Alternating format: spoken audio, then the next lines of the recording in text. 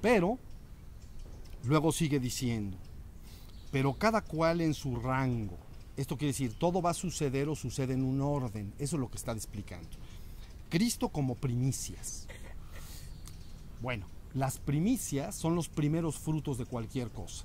En este caso, está señalando a Cristo como el primero que en la colectividad humana despierta.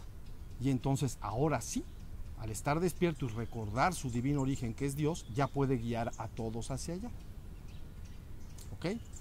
Luego dice, luego los de Cristo en su venida.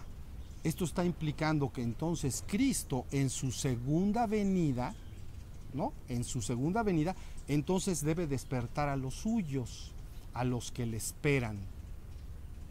Luego, a su vez, los suyos deben despertar a la totalidad de los hijos de Adán, de tal manera que entonces toda esta colectividad, la humanidad en su conjunto, sea restaurada o redimida desde el reino material hasta el reino espiritual ascendido. ¿Ok? Luego entonces sigue. Luego vendrá el fin, cuando entregue a Dios Padre el reino, después de haber destruido todo principado, dominación y potestad. Bueno, lo que está diciendo aquí el autor es, una vez que los hijos de Adán han sido redimidos y restaurados en el reino espiritual ascendido, entonces Cristo, que es esa misma conciencia, debe disolver toda la jerarquía del reino espiritual ascendido, no solo a los principados, dominaciones y potestades, sino a los 9 coros completos del reino espiritual ascendido. Debe disolverlo, porque una vez que disuelve esa jerarquía, entonces puede entregar ya todo al reino divino, es decir, al Padre. Escuchen la frase otra vez.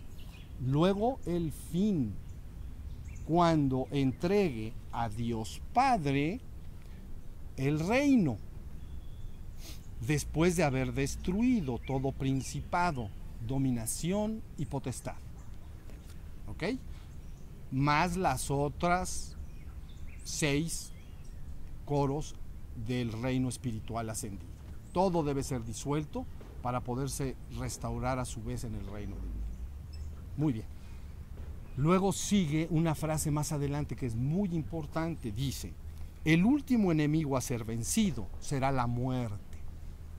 Esto es muy importante. Miren, lo que está implicando esta frase es que, como ya platicamos en alguna de las semanas pasadas, tanto el reino material como el reino espiritual se les llama el reino de la muerte, porque estos dos reinos por naturaleza son transitorios y mutables. ¿Ok?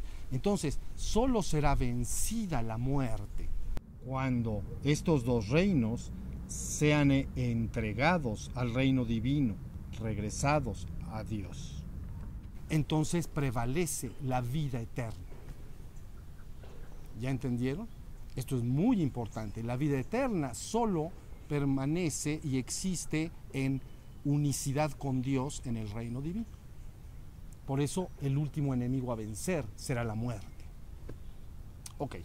Más adelante entonces, con otras palabras, comenta: cuando hayan sido sometidas a Cristo todas las cosas, entonces también el Hijo se someterá a Dios Padre, para que Dios sea todo en todo.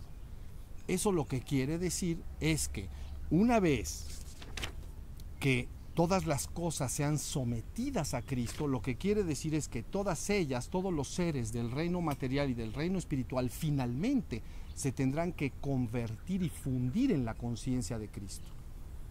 Tienen que hacerse una sola cosa con esa conciencia. Y entonces, cuando eso ha sucedido, entonces Cristo o el Hijo se someterá, se entregará al Padre en el reino divino. Él dice, para que Dios sea todo en todo. Y yo les digo ahora, más bien, para que todo sea Dios. Eso es lo que está explicándose acá. Muy bien. Entonces, una vez que hemos explicado esto, me gustaría finalmente dedicar un par de minutos a hablar del término Cristo. ¿Ok? Para ello tenemos otra pequeña gráfica acá. Acá la tenemos. Ahí está. Entonces podemos leer nosotros Cristo, Redentor y Restaurador Universal. ¿Ok? Cristo, Redentor y Restaurador Universal. Lo primero, síganme en esto, lo primero que tenemos que entender es el origen de la palabra Cristo. ¿Ok? La palabra Cristo proviene inicialmente de Mesías. Mesías es una palabra hebrea que quiere decir ungido. Y se refiere a cualquier persona a la cual Dios haya asignado poderes o funciones especiales para llevar a cabo alguna misión importante en el mundo. A eso se refiere. Esta palabra Mesías, entonces luego se cambia hacia el griego, ¿no? Se traduce al griego por Christos. Quiere decir ungido también. Y entonces, de esta palabra Cristo, finalmente deriva el título que nosotros llamamos Cristo. Esto nos está indicando entonces que Cristo es cualquier persona que ha sido ungida, ¿ok? Pero ungida de Dios o ungida por el Espíritu de Dios. Esto es muy importante. La palabra ungido literalmente significa frotado con aceite, ¿no? Ungir. Pero figurativamente, entonces lo que significa es frotado o penetrado de Dios. Eso es lo que quiere decir.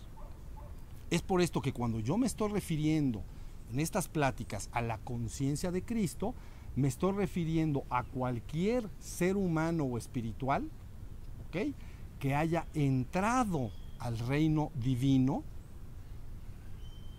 a Dios, al Padre, y luego haya salido nuevamente del Padre o de Dios o del reino divino a la existencia para dar testimonio de la verdad completa, que es una sola cosa. Dios es la única verdad completa.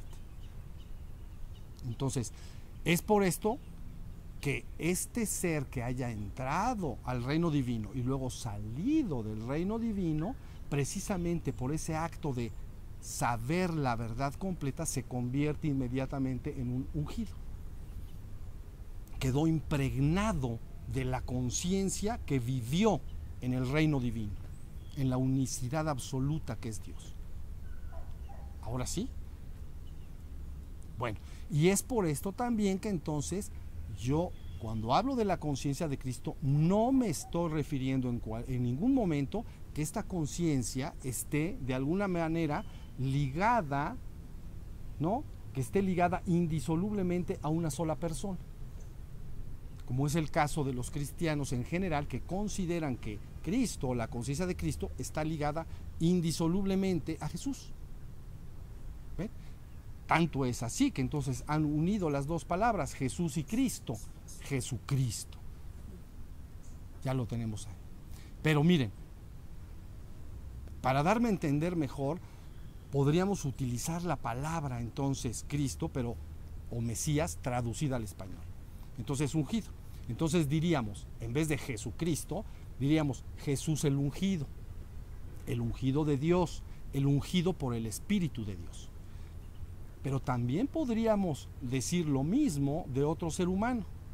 Por ejemplo, José el ungido, o Fer la ungida, o Ana la ungida, siempre y cuando estos seres humanos compartieran esta conciencia de Cristo. ¿Estamos? En alguna plática posterior, no sé si la siguiente o una más adelante, entonces me gustaría no solo hablar del término, que es lo que hemos hecho ahora, sino de lo que es la conciencia de Cristo o del Hijo del Hombre en sí misma.